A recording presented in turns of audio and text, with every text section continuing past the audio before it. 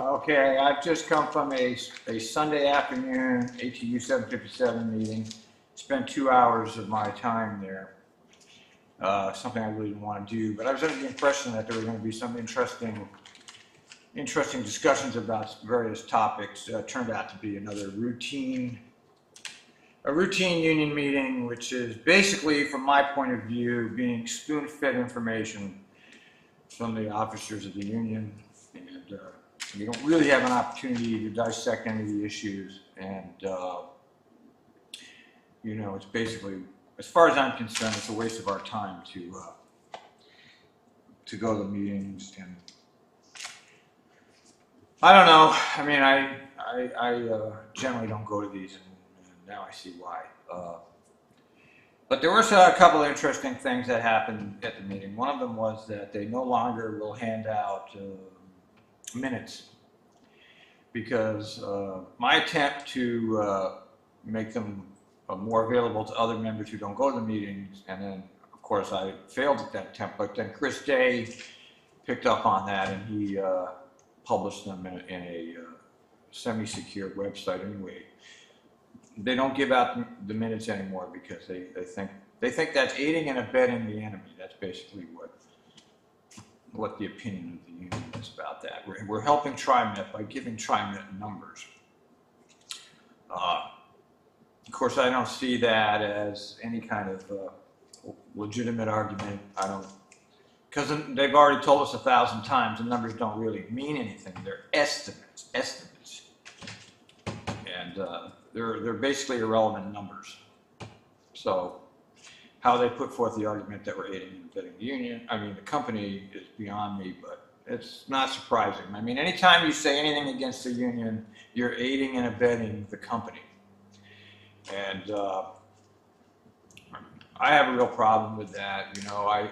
You see, as employees of TriMet, we have two forces that control our lives. One is TriMet, and the other one is the union. TriMet, union, TriMet, union. And I hold TriMet to certain standards which I think are reasonable in terms of their truthfulness. And when they're not telling the truth, I call them on it.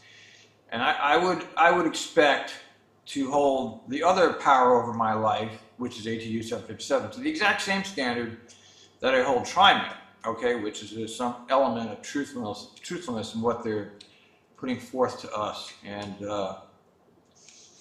they don't see that. It's that they see me as being the enemy to the union. And even Bruce Hansen went so far as to read the Constitution, where the section says you can't disseminate information, blah blah blah, and you can be brought up on charges. And to which John Hunt said, "Well, then we will be willing to entertain charges." And I'm not sure whether that was directed at me or Chris Day, but if it's directed at me, go ahead, and prefer charges on me. I got no problem with that. I don't.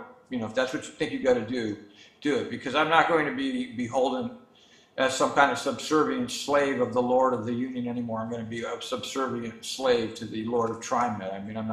I don't play that game. Homie, don't play that over here, okay? I don't ratify everything you say I should ratify just because it's the union. And if I don't take that position, then somehow I'm anti-union. I don't buy it. I don't buy your argument. Now, when I'm over there in that union meeting, it's a very hostile crowd, very hostile. They're not people that believe in free speech, really. They're all, believe in whatever it is they believe, but it's not free speech nor freedom of thought. And so it's a very hostile environment for somebody like myself to walk into, because there's animosity that's being directed at me and Chris Day.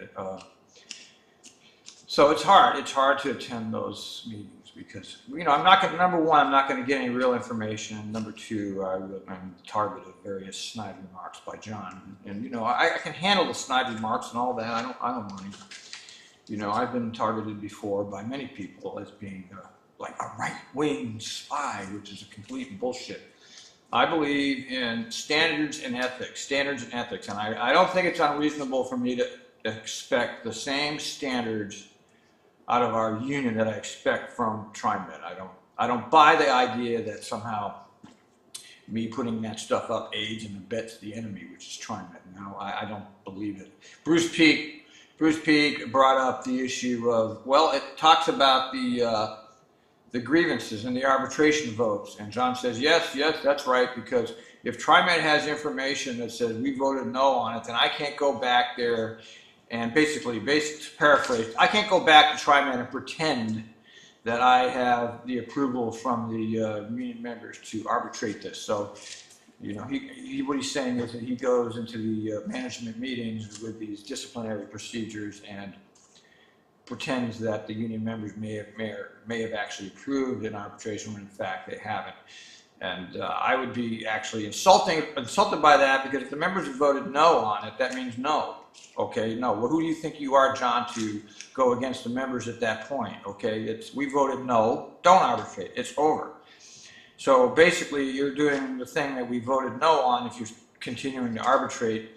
And on the other hand, TriMet will be informed of any decisions to arbitrate. So I don't believe that issue either. It's another red herring that they stick up in front of us to say, you are a union breaker because you have the audacity to try to make public the information that is private and only known to the 40 people that actually show up. See, the rest of us, 1,260 TriMet bus drivers, not including the TriMet repair people that don't go to the meetings, we don't ever get to know. So the whole thing, it's like the Republican-Democrat politics. You don't get to know the inner workings of what's going on, because the committees that nominate the Democrats and Republicans have complete control over that process. Well, that's exactly what happened to the union. They have complete control over their process, and there's no way to change that. And you know, I've always been a firm believer in the union. I think without the union, us employees at TriMet are really in big shit. And I've always known that basically you're paying mob protection money.